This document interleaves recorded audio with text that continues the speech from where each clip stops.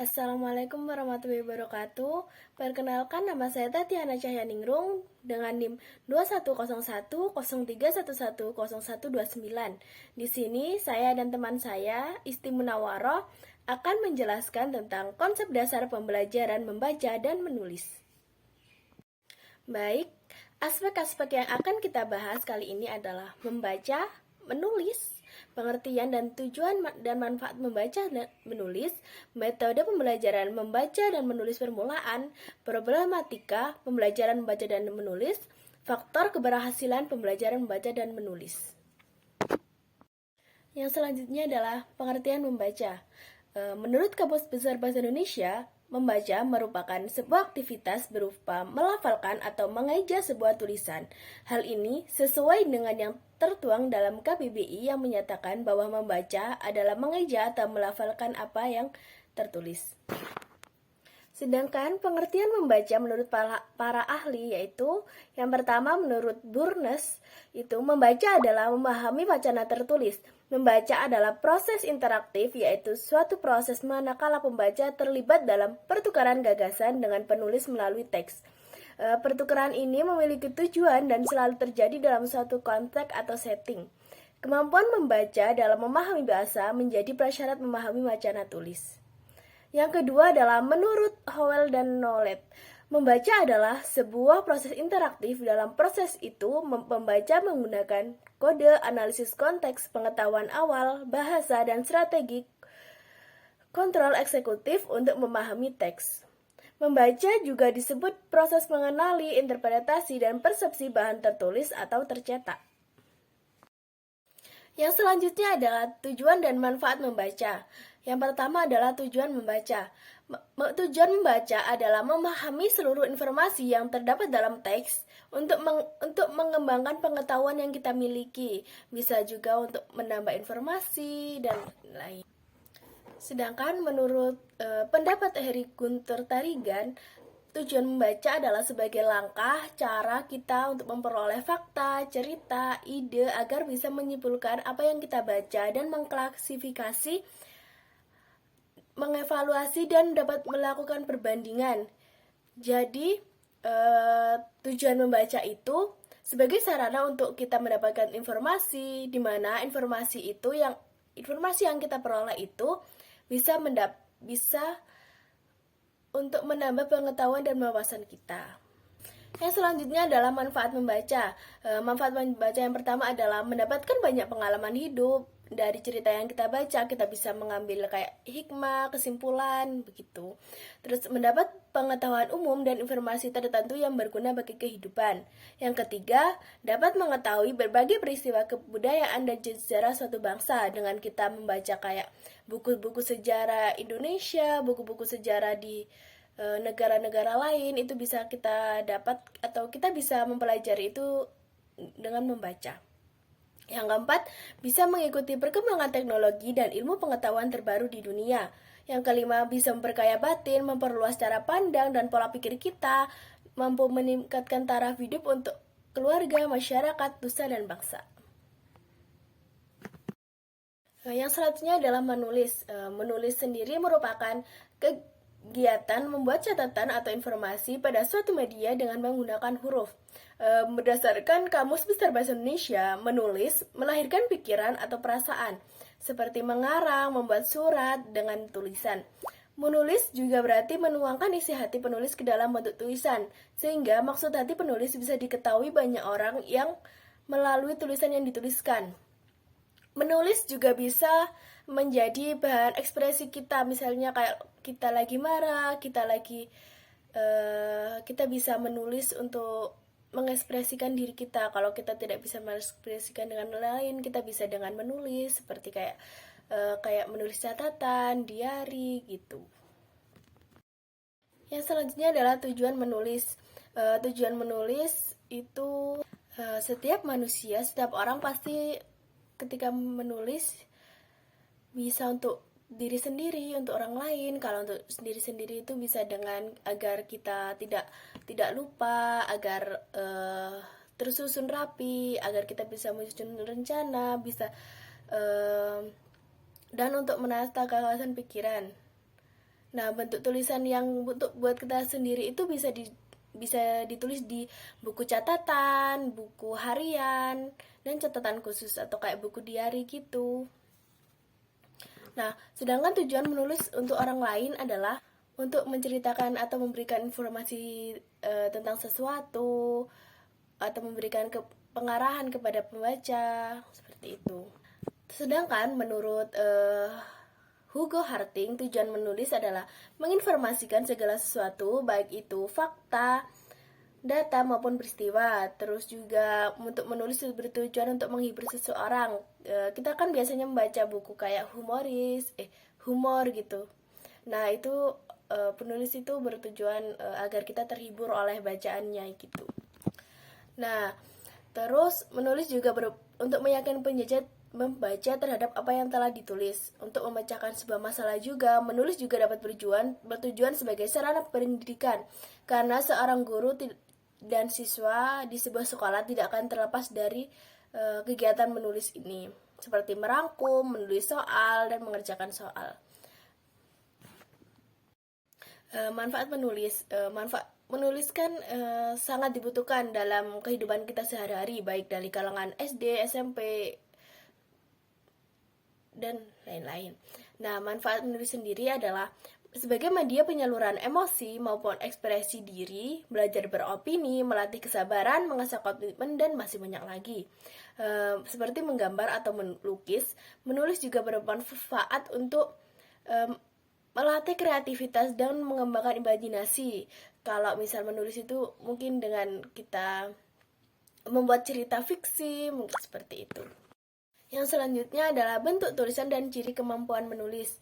Bentuk tulisan itu yang pertama adalah ada bentuk tulisan fiksi, itu seperti cerpen, novel, drama, fabel, mite, dan syair, kontemporer, dan lain-lain. Sedangkan untuk cerita non-fiksi, tulisan non-fiksi seperti resum, makalah, artikel, laporan, jurnal penelitian, skripsi, tesis, biografi, surat, opini, dan lain-lain. Yang selanjutnya adalah ciri kemampuan menulis. Ciri kemampuan menulis yang pertama adalah dapat mengungkapkan informasi sebagai sarana bahasa melalui bentuk karangan sebagai proses kognisi. Yang kedua, dapat mengungkapkan informasi bahasa melalui karangan yang mempunyai maksud. Yang ketiga, dapat mengungkapkan informasi dengan menggunakan bahasa dalam bentuk karangan. Yang selanjutnya adalah metode pembelajaran membaca permulaan. Metode pembelajaran membaca permulaan sendiri ada 6. Yang pertama ada metode abjad, yang kedua metode eja, yang ketiga metode suku kata, yang keempat metode kata, yang kelima metode kalimat atau global, yang keenam metode SAS atau struktural, analitik, dan sintaktis. Yang pertama adalah metode abjad, yaitu pembelajaran merupakan membaca permulaan dengan metode abjad dimulai dengan mengenalkan huruf-huruf secara alfabetis. Huruf-huruf tersebut dihafalkan dan dilafalkan sesuai dengan bunyinya menurut abjad. Yang kedua adalah metode eja. Metode eja ini dimulai dengan mengeja huruf demi huruf. Lalu ketika siswa sudah bisa mengeja huruf demi huruf, baru kita susun menjadi sebuah kata. Dimulai seperti itu kalau metode eja. Yang ketiga metode suku kata. Metode ini diawali dengan pengenalan suku kata seperti ba, bi, bu, ca, ci, cu, dan seterusnya. Kemudian suku-suku kata ini dirangkai menjadi kata-kata yang memiliki makna. Yang selanjutnya adalah metode kata. Metode ini diawali dengan pengenalan kata, fungsi, dan kontekstual. Sebaiknya dikenalkan dengan kata yang terdiri dari dua suku kata terlebih dahulu agar siswa lebih mudah memahami dan membacanya. Yang kelima, metode kalimat. Nah, metode kalimat atau global adalah cara belajar membaca kalimat secara utuh. Nah, pada ini didasarkan pada pendekatan kalimat. Caranya, guru mengajar membaca dan menulis dengan menampilkan kalimat di bawah gambar. Metode ini dapat diterapkan dengan kalimat tanpa bantuan gambar juga. Yang keenam adalah metode struktural, analitik, dan sintaktik. Pembelajaran ini diawali dengan menampilkan kalimat utuh. Nah, terus anak siswa itu disuguhi dengan struktur yang memberikan makna lengkap. Nah, Ini dimaksudkan untuk membangun konsep-konsep bermakna pada diri anak. Akan lebih baik jika kalimat struktur, kalimat yang disajikan sebagai bahan pelajaran adalah kalimat yang digali dalam pengalaman bersama siswa. Baik, mungkin itu saja yang dapat saya jelaskan. Yang selanjutnya akan dijelaskan oleh teman saya, Mbak Isti. Assalamualaikum warahmatullahi wabarakatuh. Baik, saya akan melanjutkan penjelasan dari teman saya. Poin selanjutnya yaitu adalah metode pembelajaran menulis. Jadi di dalam pembelajaran menulis itu dipergunakan beberapa metode, di antaranya metode langsung. Jadi metode langsung ini adalah metode pengajaran langsung yang dirancang secara khusus untuk mengembangkan belajar siswa tentang pengetahuan prosedural dan pengetahuan deklaratif yang terstruktur dengan baik dan dapat dipelajari selangkah demi selangkah. Jadi, dalam metode langsung itu terdapat 5 fase yang penting. Di antaranya, fase persiapan dan motivasi, fase demonstrasi, fase pembimbingan, fase pengecekan, dan fase pelatihan lanjutan. Sebagai contoh, misalnya guru menunjukkan gambar banjir yang melanda sebuah desa atau melihat langsung peristiwa banjir di sebuah desa. Dari gambar tersebut, siswa dapat membuat tulisan secara runtut dan logis atau masuk akal berdasarkan gambar tersebut. Selanjutnya yaitu metode komunikatif. Jadi metode komunikatif ini desain yang bermuatan komunikatif harus mencakup semua keterampilan berbahasa. Setiap tujuan yang diorganisasikan ke dalam pembelajaran dispesifikasikan ke dalam tujuan yang konkret yang merupakan produk akhir. Sebagai contoh, metode komunikatif dapat dilakukan dengan teknik menulis dialog. Jadi, siswa menulis dialog tentang yang mereka lakukan dalam sebuah aktivitas. Kegiatan ini bisa dilakukan perorangan atau per kelompok. Selanjutnya, metode integratif. Integratif berarti menyatukan beberapa aspek ke dalam satu proses. Jadi, metode integratif ini dibagi menjadi 2 bagian. Yang pertama, interbidang studi dan antarbidang studi. Interbidang studi artinya beberapa aspek dalam satu bidang studi diintegrasikan.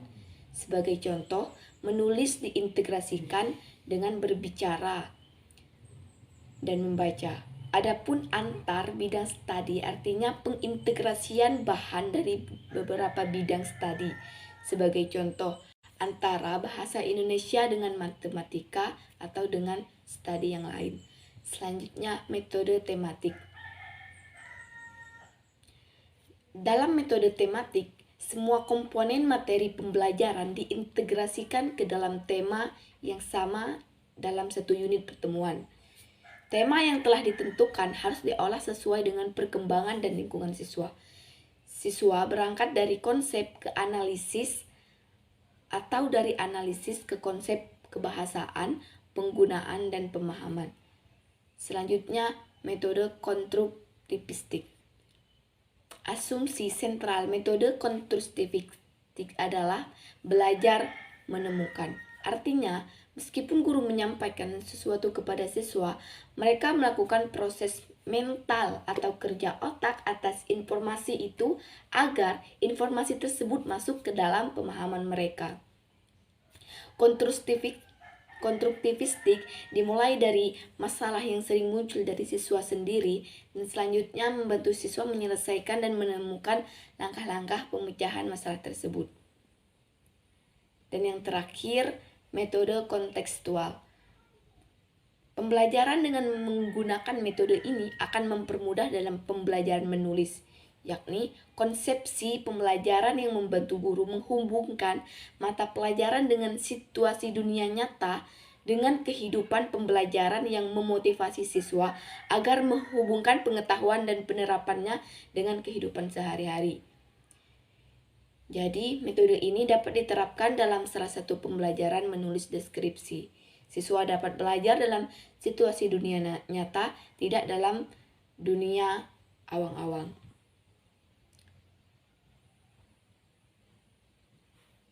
Selanjutnya, faktor keberhasilan pembelajaran membaca dan menulis. Jadi, keberhasilan pembelajaran membaca dan menulis itu ada faktornya. Yang pertama, faktor fisiologis. Faktor fisiologis mencakup kesehatan fisik, pertimbangan neurologis, dan jenis kelamin. Kelelahan juga merupakan kondisi yang tidak menguntungkan bagi anak untuk belajar, khususnya belajar membaca. Jadi beberapa ahli mengemukakan bahwa keterbatasan neurologis misalnya atau neurologis ini bisa kita artikan dengan berbagai cacat otak, dan berkurang matangan secara fisik merupakan juga salah satu faktor yang dapat menyebabkan anak gagal dalam meningkatkan kemampuan membaca. Gangguan pada alat bicara, alat pendengaran, dan alat penglihatan juga bisa memperlambatkan kemajuan belajar membaca anak. Analisis bunyi misalnya, mungkin sukar atau sulit bagi anak yang mempunyai masalah pada alat bicara dan alat pendengaran. Walaupun tidak mempunyai gangguan pada alat penglihatannya, beberapa anak juga mengalami kesukaran belajar membaca. Hal ini dapat terjadi karena belum berkembangnya kemampuan mereka dalam membedakan simbol-simbol cetakan seperti huruf-huruf, angka, dan kata-kata. Misalnya anak belum bisa membedakan antara huruf B, P, dan D.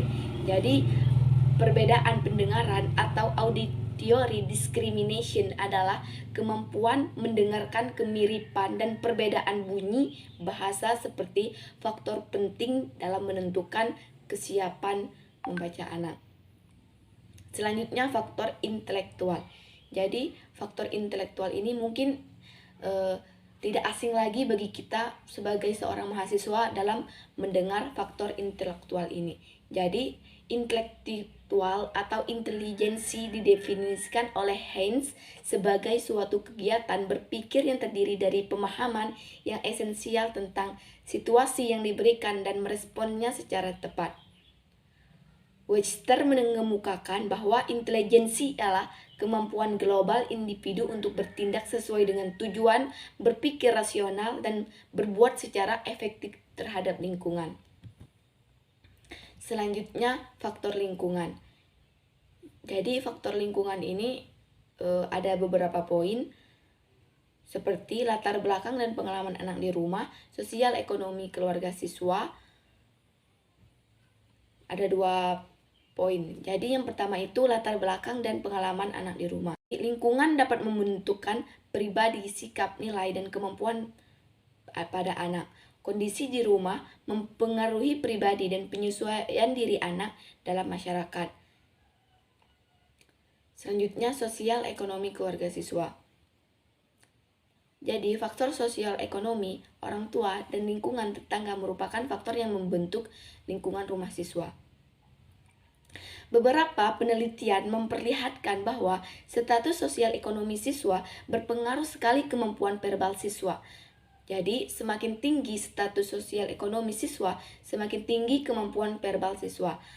Anak-anak yang mendapat bahasa yang baik dari orang dewasa serta orang tua yang berbicara dan mendorong anak-anak, mereka juga akan mendukung perkembangan bahasa dan intelijensi anak.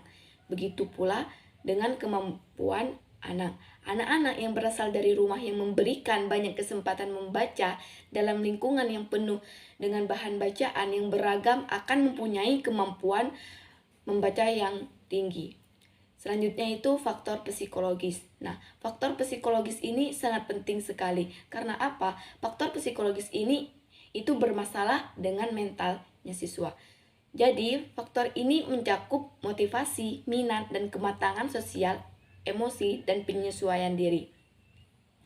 Selanjutnya ada beberapa poin juga, di antaranya itu motivasi, minat, kematangan sosial, emosi, dan penyesuaian diri.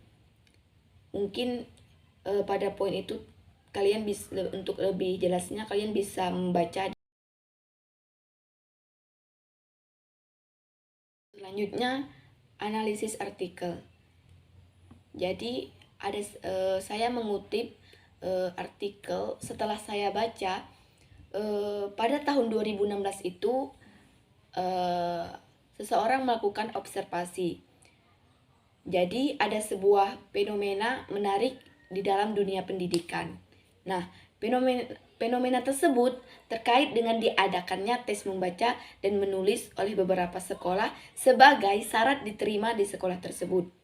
Nah, hal ini berimplikasi kepada orang tua yang lebih mengupayakan anaknya untuk bisa membaca dan menulis untuk masuk bangku ke sekolah dasar. Jadi, permasalahan sekarang sebenarnya bukanlah dampak dari diterapkannya tes membaca dan menulis untuk masuk sekolah dasar terhadap upaya orang tua yang terkesan memaksa anaknya untuk menguasai kemampuan membaca dan menulis sebelum masuk bangku sekolah dasar.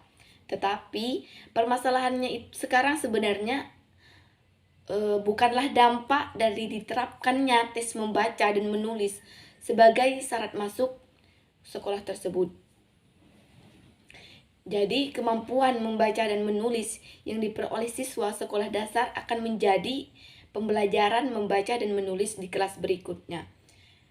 Sebagai kemampuan yang mendasari kemampuan berikutnya, kemampuan membaca dan menulis permulaan benar-benar memerlukan perhatian khusus dari guru. Jika dasar itu tidak kuat, maka pada tahap membaca dan menulis lanjut siswa akan mengalami kesulitan untuk dapat memiliki kemampuan membaca dan menulis yang memadai. Jadi, siswa itu yang tidak mampu membaca dan menulis dengan baik akan mengalami kesulitan dalam mengikuti kegiatan pembelajaran pada semua mata pelajaran. Semuanya dan mencakup dari semua mata pelajaran. Selain itu, siswa juga akan mengalami kesulitan menangkap dan memahami informasi yang disajikan dalam berbagai buku pelajaran. Hal ini akan berdampak pada kemajuan belajarnya sehingga menjadi lamban dibandingkan dengan teman-teman yang lainnya.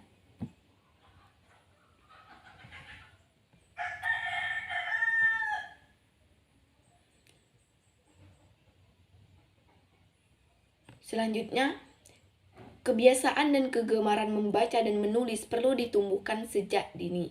Jadi, dalam rangka menumbuhkan kebiasaan dan kegemaran membaca pada suatu masyarakat perlu dimulai secara bertahap. Dalam mata pelajaran Bahasa Indonesia di SD, kegiatan yang berkaitan dengan masalah tersebut terwadahi dalam pembelajaran membaca dan menulis. Khususnya terdapat pada jenjang kelas 1 atau kelas 2 SD. Dalam kondisi yang normal, biasanya pelaksanaan pembelajaran membaca dan menulis permulaan tersebut akan berjalan lancar. Artinya, siswa dengan mudah memahami apa yang mereka pelajari dalam kegiatan membaca. Namun, tidak jarang juga ditemui berbagai permasalahan dalam pembelajaran membaca permulaan sebagai siswa telah lanjut dan tidak mengalami hambatan dan belajar membaca, tetapi sebagai lainnya belum bahkan tidak dapat atau tidak mampu membaca. Karena di setiap sekolah itu ada atau tidaknya pasti mempunyai siswa